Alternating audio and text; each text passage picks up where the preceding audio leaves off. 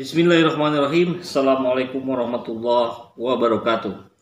Sahabat semua, kasus mencuatnya nama Muldoko ke panggung nasional begitu masif akhir-akhir ini, dan itu terus berlanjut dengan beredarnya, bermunculannya kabar-kabar terbaru. Seperti yang kali ini mau saya angkat di video, bahwa ada kabar terbaru dari seorang Muldoko yang disampaikan oleh Andi Malarangeng, ya, sekretaris dari Majelis Tinggi Partai Demokrat.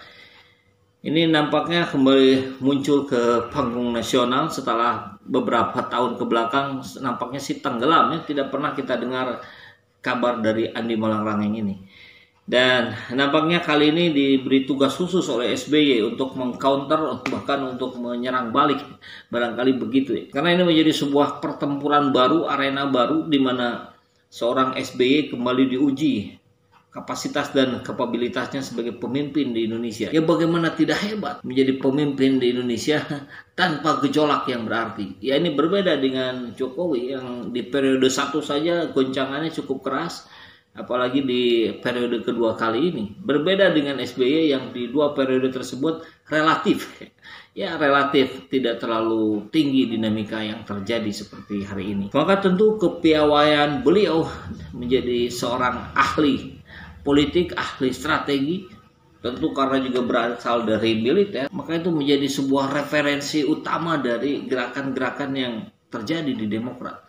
Jadi apa yang terjadi di Demokrat, saya kira ini sebuah settingan yang tentu sudah diketahui dari awal oleh seorang SBY. Maka ketika menghadapi serangan-serangan seperti yang kali ini terjadi, upaya-upaya kudeta, minimal itu versinya Demokrat, itu sudah bisa lebih diantisipasi. Berbeda dengan yang terjadi di P3, di PDIP dulu, PDI dulu, ya, sebelum jadi PDIP itu kan terpecah juga dengan intervensi dari kekuasaan. PKB, saya kira banyak sekali partai-partai yang kemudian bergejolak menjadi 2 kubu, dan di situ selalu terdeteksi, selalu tercium aroma-aroma intervensi dari luar partai itu. Kali ini Andi Malarangeng mengatakan di Gelora News, Andi Malarangeng ungkap Muldoko juga berusaha menjadi ketum Golkar tapi ditolak. Wow, ini saya kira baru kita dengar, ya. Sebelum-sebelumnya kan yang kita tahu Muldoko itu kan tokoh dari Partai Hanura, wakil pembina, ya, kalau tidak salah itu. Pembinanya Jenderal Wiranto. Yang kita tahu kan tiba-tiba saja mau dikabarkan mau merebut kursi kepemimpinan di Demokrat untuk menjadi capres di 2024. Tapi ada cerita lain bahwa sebelum Demokrat ada Golkar juga yang tadinya ingin direbut juga ketuanya oleh Muldoko. Kita simak kabarnya. Sekretaris Majelis Tinggi DPP Demokrat Andi Malarangeng menyebutkan tidak sekali saja Kepala Kantor Staf Presiden Muldoko bermanuver menjadi ketua umum sebuah partai. Menurut Andi, jauh sebelum mencuatnya isu kudeta di Demokrat yang melibatkan namanya, Muldoko pernah berupaya menjadi ketua umum Partai Golkar. Kita tahu Partai Golkar ini sebuah partai terbuka yang sangat matang, bahkan dibilang paling matang, ya, dibandingkan partai-partai yang lain, dan gejolaknya relatif tidak tinggi karena kedewasaan dan kematangan yang berpolitik dan menyelesaikan konflik-konflik yang terjadi di dalam. Dan begitu juga dengan komposisi yang berada di tubuh partainya, ya.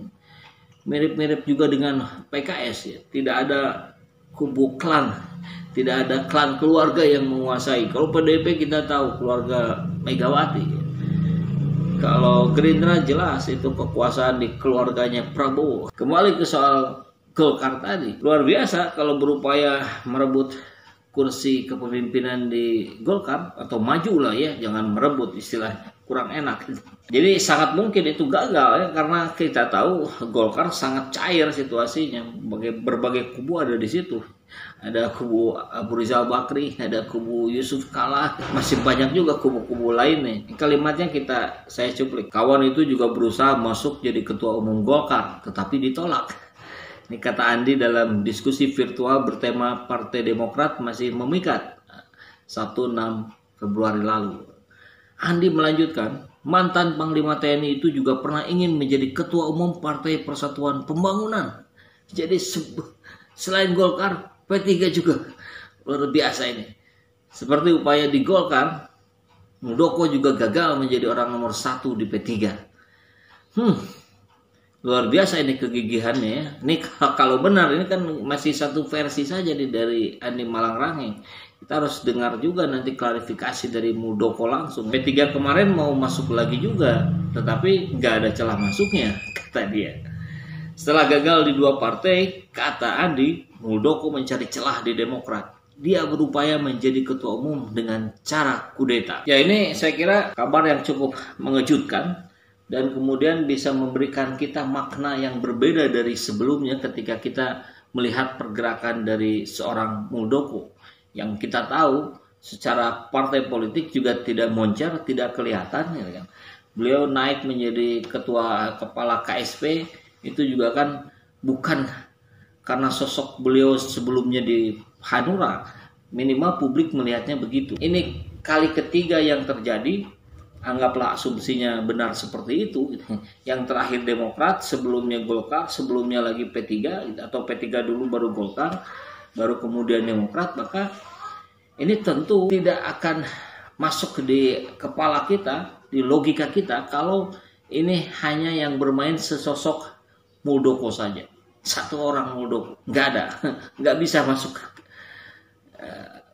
masuk logika publik. Maka tentu ini adalah sebuah rangkaian, ini ada sebuah roda organisasi yang begitu terstruktur, yang begitu rapi di belakang Muldoko. Jadi Muldoko yang ada di depan. Jadi Muldoko ini statusnya dimajukan. Kurang lebih kan begitu ya, yang kerangka yang bisa kita bentuk dari cerita ini. Dimajukan ke P3, dimajukan ke Golkar, dimajukan ke Demokrat, dan ketiga-tiganya gagal. Barangkali yang belum dicoba ke Gerindra, saya kira nggak mungkin ya. Posisi Pak Prabowo terlalu sangat kuat gitu. Apalagi beliau yang pendiri, beliau yang punya, kan bisa dibilang begitu ya. PKS mungkin ya. Tapi sama sulitnya lah. PKS kan soliditasnya begitu dikenal oleh semua kalangan politikus di Indonesia, agak sulit untuk diacak-acak. Kekuatan di dalamnya sudah begitu sangat rapi. Muldoko terjebak dengan oknum-oknum yang mengatasnamakan Partai Demokrat untuk bisa merebut kursi ketua umum.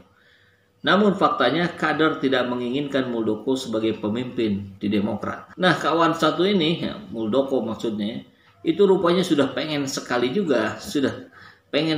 beli barang. Saya dengar beliau juga terjebak beber dia. Jadi versinya Andi Malarangeng ini, Muldoko juga terjebak oleh oknum-oknum di Demokrat yang mengklaim memiliki kekuatan barangkali untuk melaksanakan KLB, tapi ternyata dia tidak begitu kuat. Orang-orang sosok-sosok Demokrat yang kemudian menjalin hubungan dengan Muldoko. Ya barangkali yang dimaksud siapa lagi mungkin kalau bukan Dam Rizal gitu ya, yang kemarin mengaku sebagai aktor dari pertemuan Muldoko dengan kader-kader Demokrat dari berbagai DPC di Indonesia, yang dipanggil ke Jakarta awalnya untuk membicarakan bagaimana bantuan dari pemerintah segera bisa diturun cair ke rakyat di Kalimantan. Tapi rupanya kemudian digiring untuk membicarakan KLB dengan sebuah catatan bahwa Muldoko naik menjadi Panglima TNI itu di saat kepemimpinan Presiden Susilo Bambang Yudhoyono. Jadi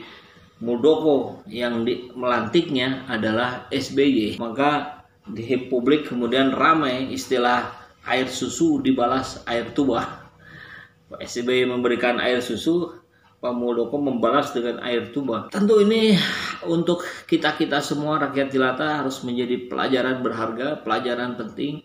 Bagaimana kita lihat konstelasi perpolitikan di level tinggi di tingkat nasional itu ternyata seperti itu gitu. Kalau anggaplah itu benar adanya yang versi Demokrat, maka akan sebetulnya sulit bagi kita semua untuk kembali mempercayai partai politik. Dan rasanya jadi tidak ada yang bagus itu partai politik. Tapi di sisi lain tentu kita tidak boleh menjadi bagian dari orang-orang yang golput. Kita tidak boleh tidak memilih, karena itu hak sekaligus kewajiban kita untuk terlibat dalam proses pembangunan di negeri ini, proses mengambil keputusan masa depan Indonesia akan dibawa kemana. Tapi dengan catatan, tapi dengan map yang seperti ini, maka barangkali ini pendapat rakyat jelata saja ya, kita hanya bisa memilih Dari yang buruk-buruk itu yang paling relatif tidak buruk yang mana? Dan barangkali itu yang harus kita pilih partai politiknya. Itu barangkali yang harus kita pilih para calon presiden, calon gubernur, dan calon-calon pemimpin daerah lainnya. Dan mudah-mudahan seiring dengan itu, ini bisa mulai beranjak. Kita berharap ke depan kita bisa memilih best of the best gitu kan. Yang terbaik dari yang terbaik ya.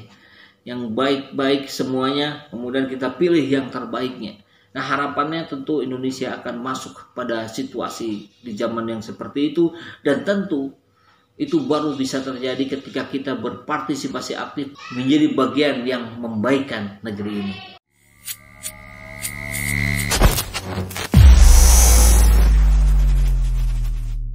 Ini gambarnya ini di sini ya, SZ Blended Coffee, sahabat perubahan. Ini coffee blended. Jadi kalau dibaca di belakangnya, ini original Cikalong Wetan. Profilnya medium to dark, prosesnya natural ya. Jadi ini blended Arabica Robusta. Ini kita jual untuk kita jadikan sebagai sebuah pergerakan kita dalam menegakkan keadilan. Baik, dan buat sahabat SZ juga kalau yang mau bergabung dengan saya dengan lebih intensif, itu bisa gabung sebagai membership, sebagai pelanggan ya. Jadi nanti akan ada video-video khusus, akan ada diskusi-diskusi khusus, bahkan pertemuan-pertemuan khusus saya dengan sahabat SZ yang sudah menjadi member di channel ini. Caranya gimana? Ya kalau di handphone suka ada tombol gabung atau join. Nah klik aja itu ya, kemudian ikuti petunjuk berikutnya. Begitu ya.